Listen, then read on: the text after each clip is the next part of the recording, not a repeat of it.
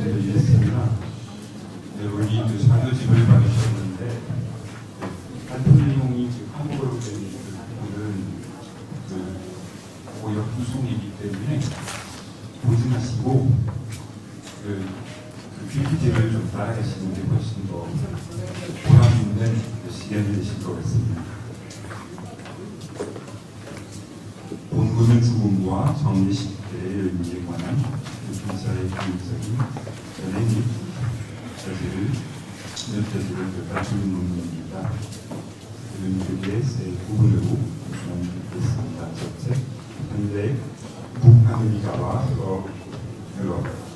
소리가 잘 들려요? 좀 더 크게? 왜냐면 소리가 계속 들리기 때문에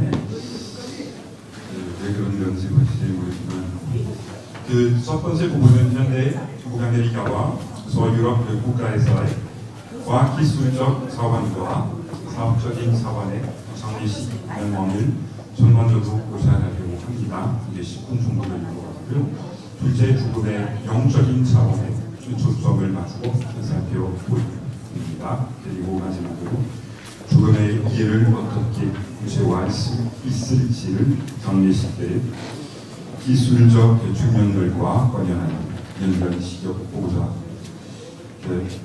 시도합니다.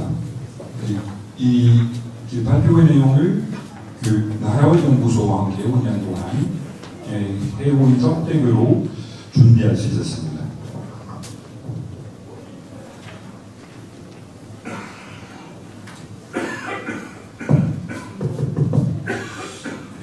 나라의 연구소와 함께 하면서 죽음에 대해서 계속 생각할 수밖에 없기 때문에 이런 발표가 나왔다고 생각하시면 됩니다.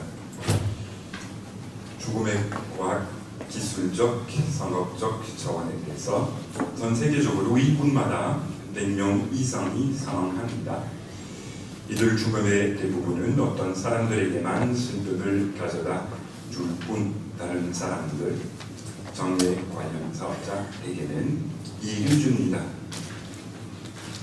미국 2017년에는 270만 건의 죽음이 1만 9천 곳의 장례식장과 12만 명의 종사자, 이중 6분의 2, 610, 이 장의사를 포함 이 미화로 160억 달러, 원화 18조 정도 규모의 관련 산업을 덧바쳤습니다.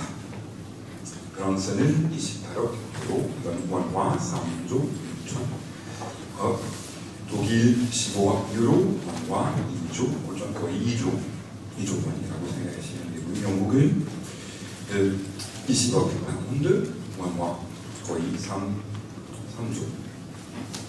종사가 2만 2천 명, 이중 5분의 1 장의사요. 향후 수십 년 내에 베이비붐들은 노년층이고 연간 사망률은 상승하게 됩니다. 전 베이비붐이기 때문에 서쪽대로 상승할 것도 전가고 있습니다. 오늘날 미국의 사망률은 1,000명에 8.3명 수준이지만 2050년에는 12명이 될 것입니다.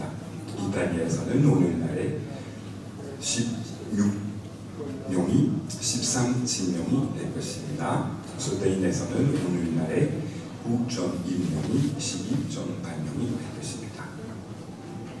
고객들의 수가 계속 증가할 것을 보고 올해 관리자들은 위험을 감수하는 벤처 자본가들부터 지루한 노령연금 펀드에 이르기까지 장애 비즈니스에 투자하고자 합니다.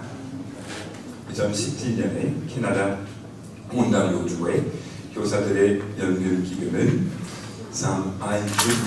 3알급은 영국의 사무투자 회사입니다. 다만 그룹의 스페인 세대 장래 비즈니스 중 하나를 117만 유로, 원화 15억 2천에 구입했고, 프랑스의 전액 업체에서는 보유 지분을 늘렸습니다. 실제 비즈니스는 정확한 예측이 가능한 분야로서 물가와 연동되는 다른 사업들과 다르며 리스크는 아주 적고 수익은 아주 큽니다. 토마스 린치의 정의 사업 The Undertaking 1997년도에 나온 책에 대해서 말씀드리겠습니다. 전 텍스트를 읽을 수 없어요. 여기 하시면 토마스, 미국의 작은 마을에서 벌어지는 쓸쓸한 정의 사업에 대해서 쓴 이 책에서 저자는 매해 자신의 마을에서 200명을 매장하고 20 내지 3명 이상을 과장터에 모셔다 드립니다. 관을 팔고 매장용 요거랑 재를 닫는 요거랑을 팝니다. 부업으로 묘미, 기념비도 팝니다. 그리고 부탁을 받는다면 그것도 구입해 줍니다.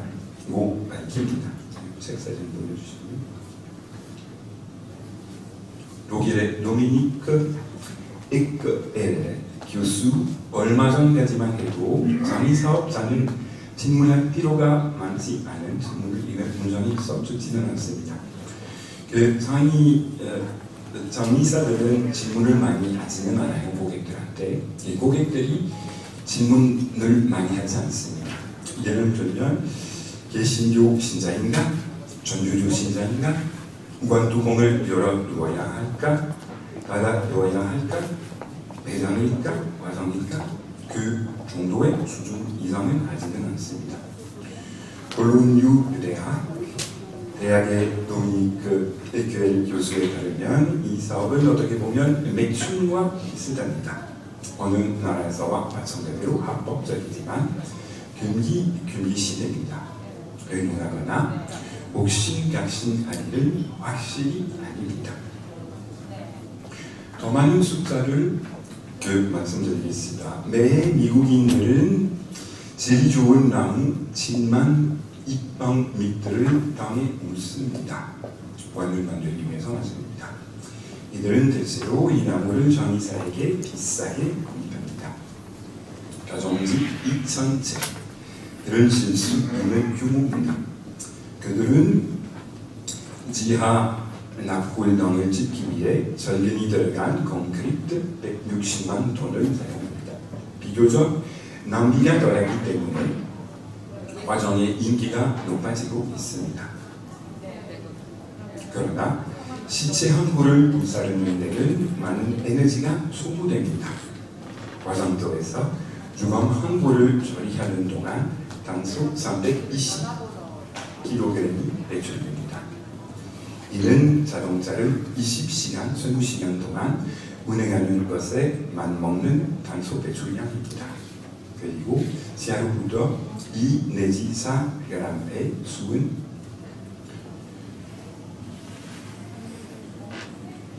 길을 잃어버렸습니다. 수은이 못 배출됩니다.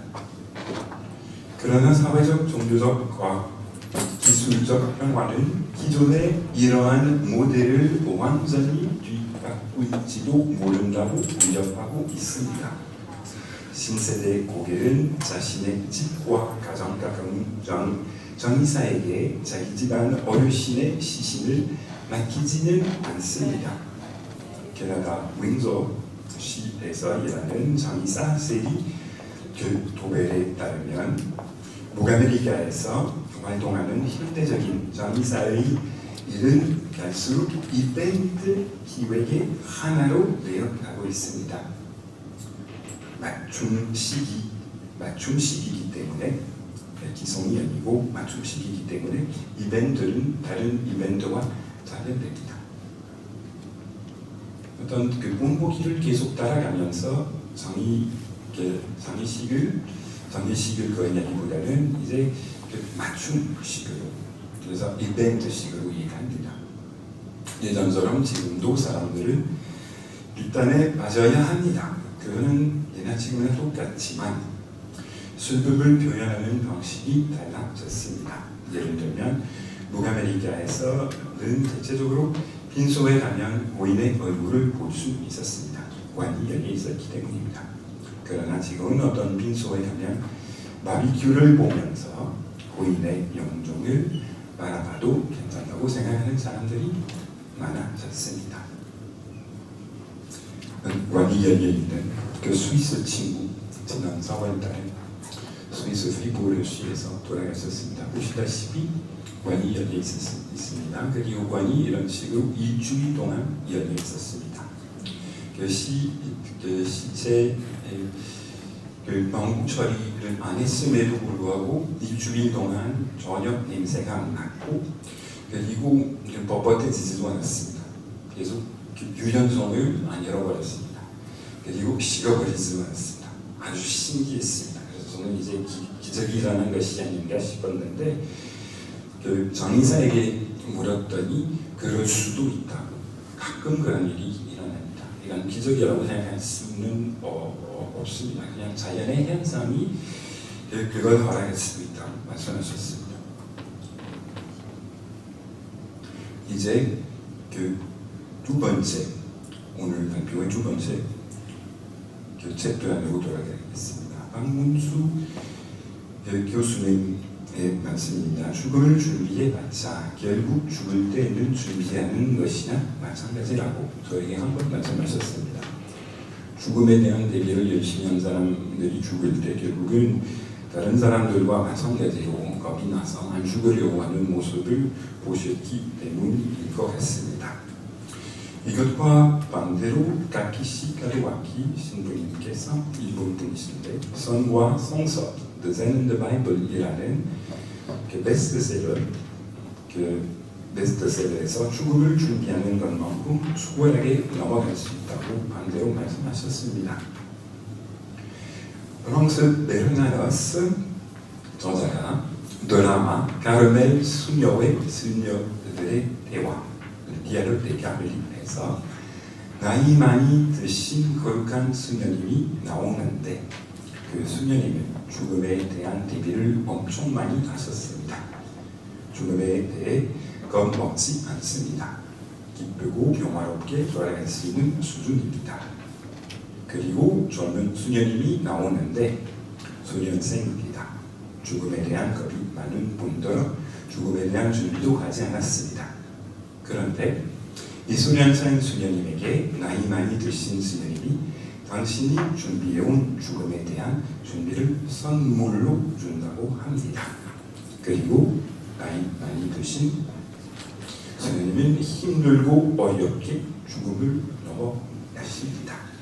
한편 1789년에 프랑스 대혁명이 일어나서 혁명자들이 사제들과 수녀들에게 왕권의 편을 들었다는 이유로 많이 학살할 때 그 젊은 수녀님도 사형에 처해지게 됩니다.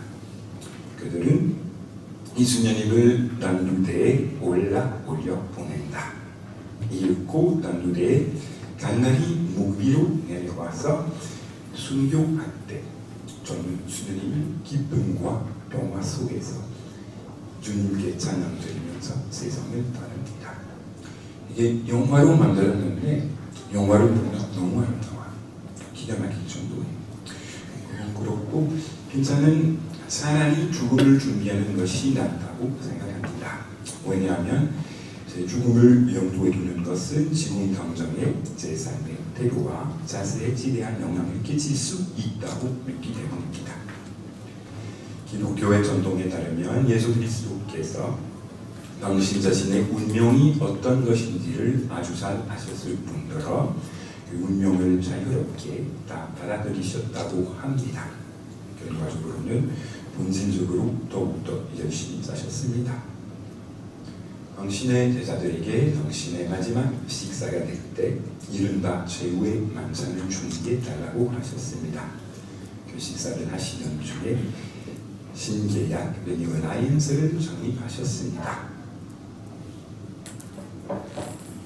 벤세기 네멜로 신부님이 인도 출신 예수대원이셨습니다.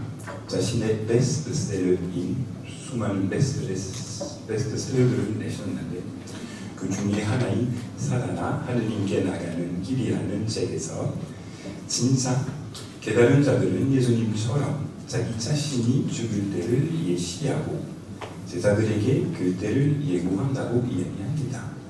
한국 선불교에서 그런 전통이 있습니다. 그 그 책에서 그는 우리가 우리 죽음을 잘 맞이하는데 도움을 주는 죽음에 관한 명상 5가지를 소개합니다. 첫째는 검사 결과를 받기 위해 의사를 방문했는데 불치병에 걸려서 최대 6개월 이상을 살 수 없다는 진단을 받는 입장이 내 자신을 상상하는 것입니다. 둘째는 4개월이 지난 뒤 자기 삶이 2개월만 남아있는 식물인간이 된 것을 상상합니다. 셋째는 자신이 이상 시간 후면 죽는 것을 상상합니다. 넷째, 자신의 장례식 날입니다. 다섯째, 자신의 시체가 몇 가루가 될 때까지 다 버리거나 땅 속에서 섞이는 것을 상상합니다. 네메로가 밝히기를 이 명상을 불교에서 온 것이라고 합니다. 그리고 명상을 한다면 오히려 그 죽음에 대한 그 두려움이 사라지기 때문에 더 본질적으로 살 수 있다는 사실을 많이 강조합니다. 사실 티베트 불교에서는 죽을 때 사용할 호흡법까지도 알려줍니다. 죽을 때까지 날마다 그 호흡법을 연습해야 합니다. 기독교 전통에서도 잘 보면 수도자들이 죽음에 관한 묵상이나 관상을 많이 합니다. 예를 들자면 트라피스트 관상 수도자들은 자신이 죽으면 묻히게 될 곳에 흙을 하루에 한 삽씩 파냅니다. 가르투시오의 관상 수도자들은 운동 생활을 독수자로서 생활을 하기 때문에 운동 생활을 하고 있는 자신의 토굴에 요괴물을 하나씩 모십니다.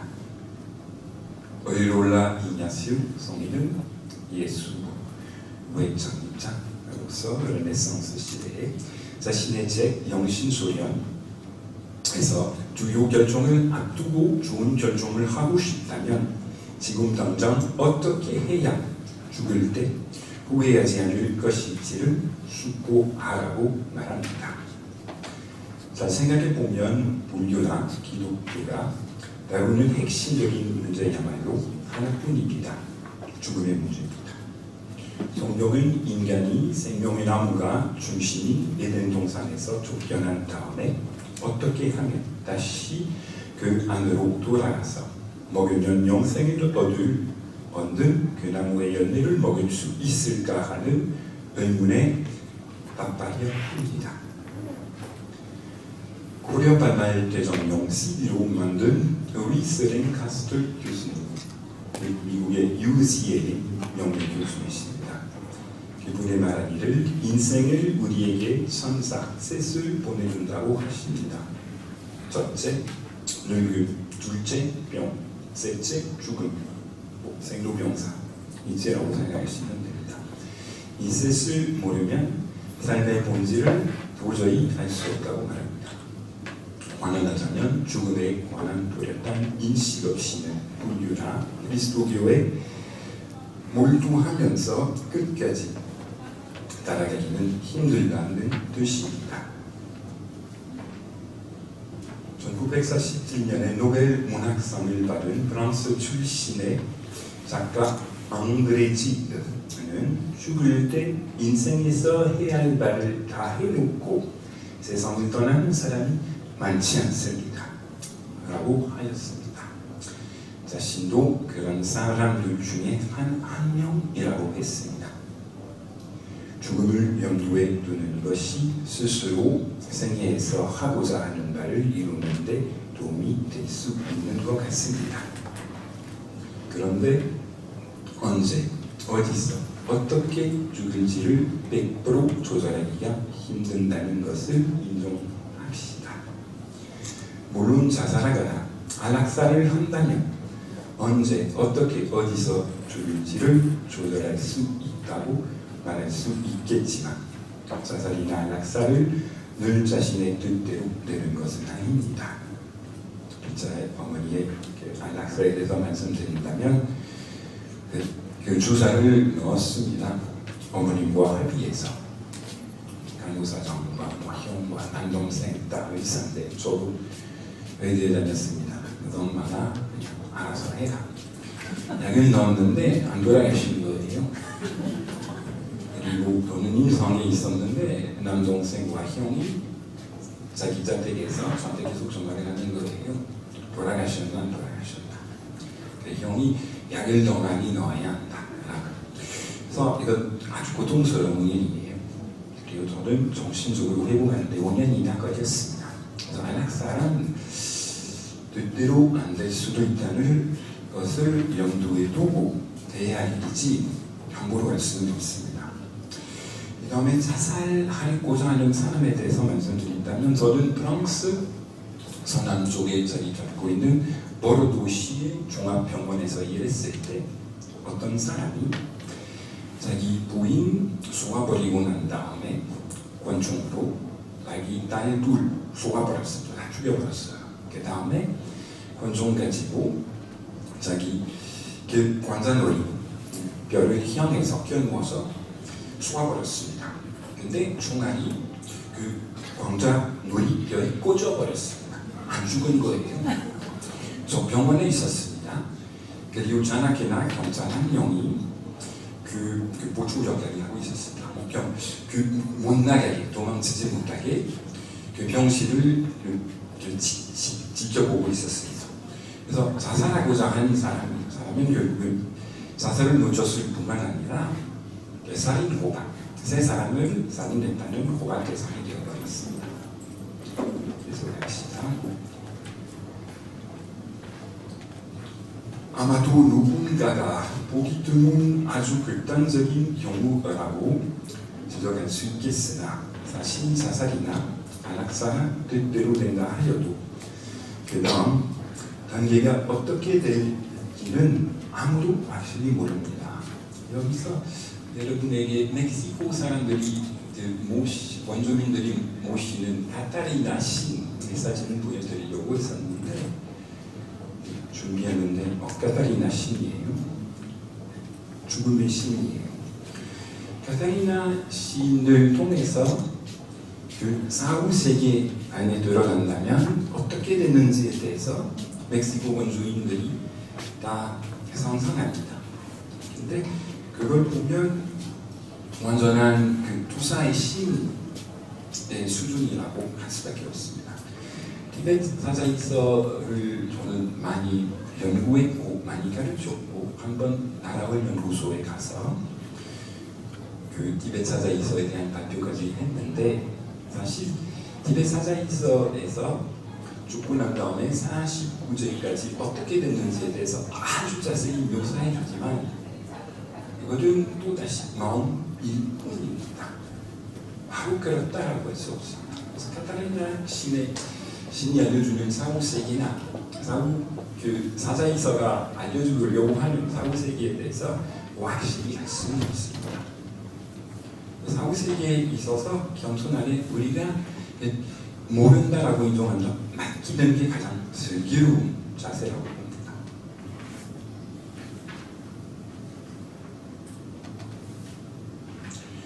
아마도 누군가가 보기 드문 이건 맞고요. 이사는 본인이 죽기 전에 지금 진행 중인 모든 연구 제가 죽을 때 어떤 정신으로 돌아갔으면 좋을 것인지에 대해서 아주 간결하게 말씀드리겠습니다. 그 전에 먼저 저는 연구자니까 대학교에서 가르치기 때문에 원고 청탁, 책 청탁 많이 들어옵니다. 그래서 비자는 본인이 죽기 전에 지금 진행 중인 모든 연구 과정을 잘 마칠 수 있었으면 좋겠다는 바람이 있습니다. 그 다음에 지저분한 공간, 제가 사는 숙소, 먼지 구성이에요. 책이 천장까지 다 올라가요. 연구실 정리할 수 있었으면 합니다. 누군가가 제가 세상을 떠나고 난 다음에 그 공간들의 정리를 저 대신 해야 해서는 안 된다고 생각했기 때문입니다. 비장한 사람들과 창조와 신과 그 와인한 상태로 죽을 수 있었으면 합니다. 한없이 원망 없이 누구에게 어떤 상처를 피해를 입었다면 좀 용서를 빌고 세상을 떠났으면 합니다. 그리고 그 기자가 설립한 사단법인의 후임자를 육성하고 세상을 떠났으면 합니다. 무엇보다도 언제 어디서 어떻게 어떤 정신 상태로 죽든 간에 그 모든 조건을 부담 없이 받아들일 수 있었으면 합니다. 이게 핵심이에요. 왜냐하면 장례식은 돼도 간단하게 사람은 많지 않아도 됩니다. 그 지인 누구든 빌자의 삶의 핵심을 짧게 강론해 줄 수 있기를, 또 가장 저렴한 재활용용과 나무나 그 두꺼운 종이 그 관을 사용한 매장 포장이 괜찮고, 매장한다면 가능한 한 시체를 주위의 상세로 직접 매장했으면 합니다. 그 서구 문명에서 그 시체 부정 처리를 많이 해요. 저는 그걸 절대 원하지 않습니다. 그리고 말씀 안 했지만 저의 장례식은 생명의 축제였으면 합니다.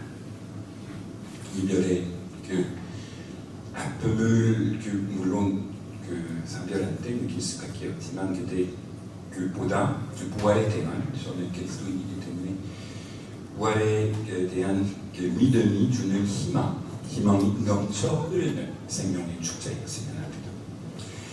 결론을 대신하여 저는 이 발표를 통해 제가 희망하는 주님과 장례식에 관한 몇 가지 사적인 생각을 나누고자 했습니다. 무엇보다 듣기 여한 없이 죽는 것, 자기 죽음을 당하지 않고 자기의 죽음을 산다는 것이 무엇인지 정리하려고 노력하면서 죽기 전에 했으면 하는 것들을 목록으로 만들었습니다.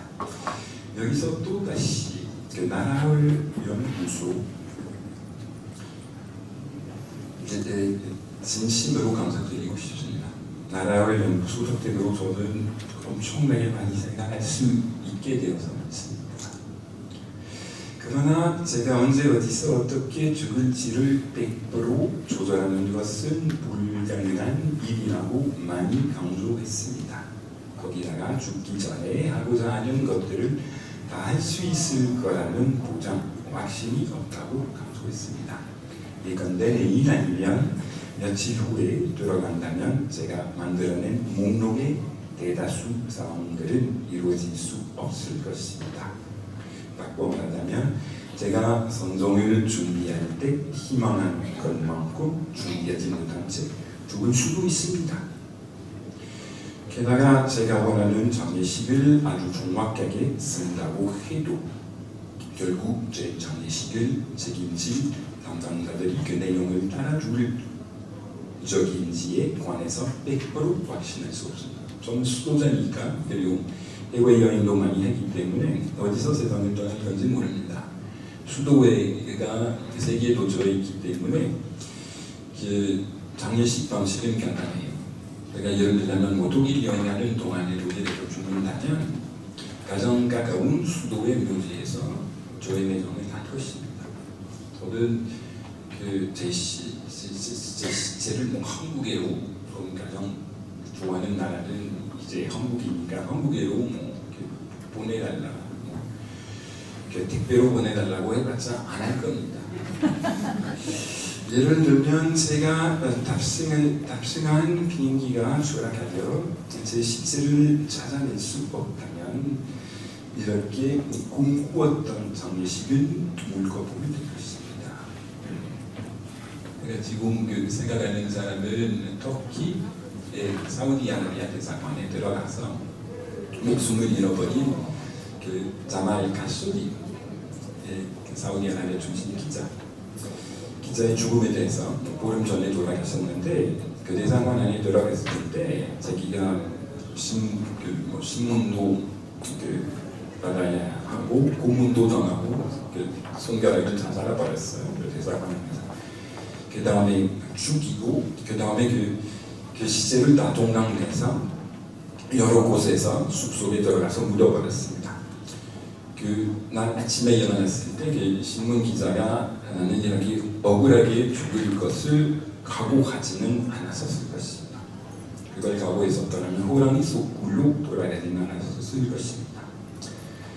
앞에서 언급한 내용은 제가 겪기를 희망하는 이성적인 죽음의 조건과 정신적인 상태와 성례식이 아마도 도저히 현실이 되지 못할 것이라는 뜻밖의 기결에 기착했습니다. 그렇기 때문에 이 논문의 서두에서 밝힌 것과 같이 자신의 죽음과 장례식을 준비하는 것은 결국 전혀 소용이 없다는 결론에 박명수 교수님처럼 빠지기 쉽습니다. 그러나 이것은 묘기일 뿐입니다. 아이들가 마찬가지로 영명수 목사님한테 그런 얘기인데 영명수 목사님이 계세요? 영명수 목사님 여기 계셔요. 이게 목사님한테서 2년 전에 들은 얘기인지 그게 좀 쇼크가 됐습니다. 그리고 계속 와두가 돼서 계속 생각하다가 이 뜻인 것 같다는 생각이 들었습니다. 그래서 하이데거가 말한 것처럼 우리 죽음은 우리 삶의 의미를 부여합니다. 번안하자면 인간 생명의 의미는 결국 인간의 의 죽어가는 조건을 내용으로 하여 정리될 수 있습니다. 결과적으로 우리가 우리 삶의 참다운 의미를 알고 더 알차게 살기 위해서는 우리 죽음에 대한 예리한 의식이 있어야만 합니다. 그럴 때 비로소 삶의 의미를 터득하고 더 열심히 살 수 있습니다. 환원하자면 죽음을 준비하고 장례식을 상상하고 기획하는 것은 부질없는 섬뜩한 연습 또는 현실로부터 도망치려 하는 것이 아니라 오히려 궁극적인 의미에 맞추어서 살도록 하는데 도움이 될 것입니다. 그렇게 할 수 있으려면 제 자신을 끝까지 이게 마지막 문장입니다. 그렇게 할 수 있으려면 제 자신을 끝까지 헤아리지 못하는 진리의 영어로 unfathomable 진리의 궁극적인 이치에 아마도 현실의 바탕이라고 플라톤이 묘사한 본능에 맡기는 것 그리고 논리치의 윤리하나